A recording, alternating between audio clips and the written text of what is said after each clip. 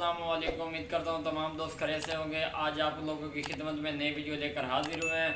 आज आप लोगों को बहुत ही मज़ेदार और लजीज करेले और दाल चना मिक्स बनाकर दिखाएंगे।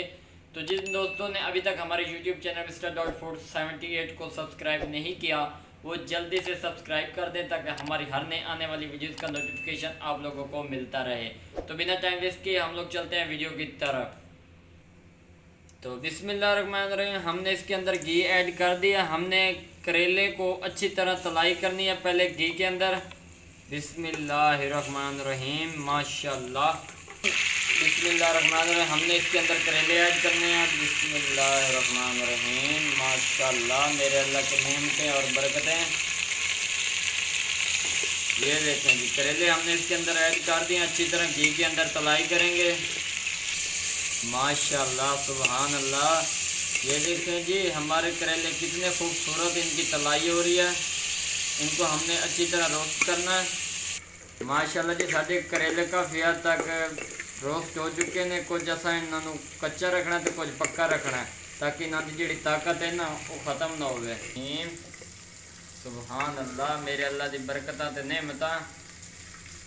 माशाल्लाह माशाल्लाह जी, करेले अस सारे कढ़ ले। हम असी टमाटर प्याज पेंदे पे हैं। माशाल्लाह, बिस्मिल्लाहिर्रहमानिर्रहीम।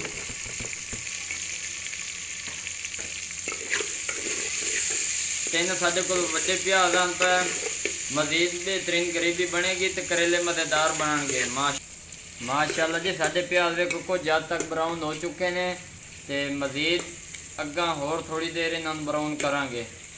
माशाल्लाह जी, साढ़े प्याज ब्राउन हो चुके ने।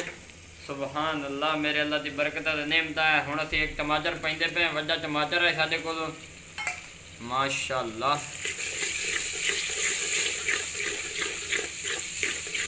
माशाल्लाह जी, 6 अदद साढ़े कोल सब्ज़ मिर्चां पईयां वो बरीक बरीक कीतियां ने। माशाल्लाह, सुभान अल्लाह। ऐसे करेला तुहानू बना के विखावांगे दाल वाले के पूरी जिंदगी तुसीं याद करोगे। एक बार बनाओगे तो तुहाडा दिल करेगा बार बार ये करेले बना के खाओ। माशाल्लाह माशाल्लाह जी, असीं हुण मिसाले पेंदे पे। अद्धा चम्मच असां हल्दी दा पावना। बिस्मिल्लाहिर्रहमानिर्रहीम। अद्धा चम्मच लाल मिर्च पिठी हुई दा पाना। अद्धा चम्मच खुश्क धनिया दा पाउडर पावना। अद्धा चम्मच गरम मसाले दा। अद्धा चम्मच नमक दा। माशाल्लाह, सुभान अल्लाह। इनकी खूबसूरती वेखो जी, कितना मज़ेदार और लजीज सादा मसाला तैयार हो चुका है। इहदे माशाल्लाह। हुण असीं इहदे विच पैंदे पे हैं 4 गुठियां थोम दियां बरीक बरीक वो विच ऐड करते पे हैं। उस तो बाद थोड़ी सी अदरक आई पई बरीक बरीक वो करके विच ऐड करेंदे पे। माशाल्लाह, सुभान अल्लाह। अल्लाह पाक तुहाडे खाने बरकत फरमावे तो साडे चैनल नूं जरूर सपोर्ट करिया है। इस तरह मज़ेदार खाने तुहानूं मिलते रहसन। माशाल्लाह जी, 2 अदद साडे कोल नींबू आन असीं वो विच पैंदे पे मजीद टेस्ट बनाण कण। माशाल्लाह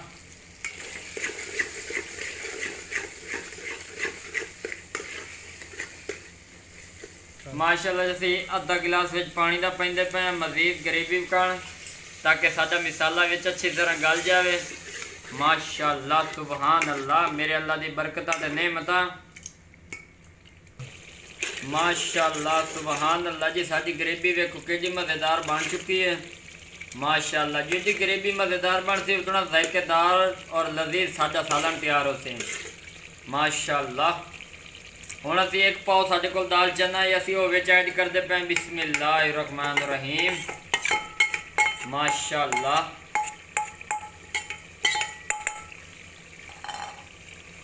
इन्हूं असीं अच्छी तरह विच मिक्स करांगे।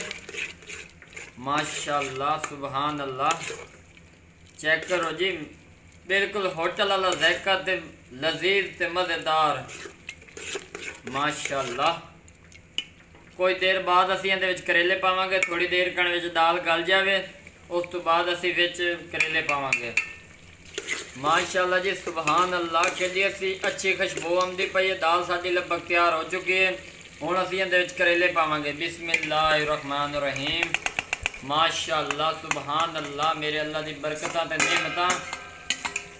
अल्लाह पाक तुहाडे खाने ते ज़ायक़े च बरकत फरमावे ते साडे नाल ज़रूर सपोर्ट कीती करो।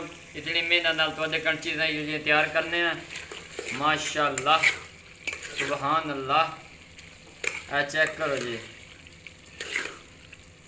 आम करेले तो गारे तैयार करेंदे हो, लेकिन अयो जे करेले बहुत ही कम लोग जानते हो सन। एक बारी ज़रूर ट्राई करया है, जिंदगी भर दुआवां देसो। माशाअल्लाह जितनी ग्रेवी मज़ेदार हो सी उतने सादे ज़ायकेदार सालन तैयार हो सन। माशाअल्लाह बहुत ही कम खर्चे दे विच इतने मज़ेदार दाल चना ते करेला तैयार किए गए हैं। माशाअल्लाह हुण असीं इहनूं अच्छी तरह भुन देवन देंगे। माशाअल्लाह जी असीं इहदे विच 1 गिलास पानी दा पाइंदे पए ताकि साडे करेले जिहड़े ना वो गल जावन। माशाअल्लाह सुबहान अल्लाह। कुछ देर बाद मज़ीद अग्गां तुहानूं असीं विखावांगे, स्टैप बाय स्टैप गाइड करांगे। माशाअल्लाह जी असीं इहदे विच खूबसूरती कण थोड़ी जी खुश्क मेथी पाइंदे पए हैं। माशाअल्लाह सुबहान अल्लाह, मज़ीद ज़ायका बेहतर आएगा। माशाअल्लाह सुबहान अल्लाह। इहदी लुक वेखो जी कितनी खूबसूरत नज़र आती पई खूबसूरती। माशाअल्लाह माशाअल्लाह सुबहान अल्लाह। देखो जी मेरे अल्लाह दियां बरकतां ते नेमतां, कितनी खूबसूरत और लजीज करेले ते दाल चना साडी तैयार हो चुकी है। मज़ीद थोड़ा बहुत विच पानी रह गया, असीं इहनूं होर थोड़ा जिहा खुश्क करांगे, खुश करके उतारांगे। माशाअल्लाह सुबहान अल्लाह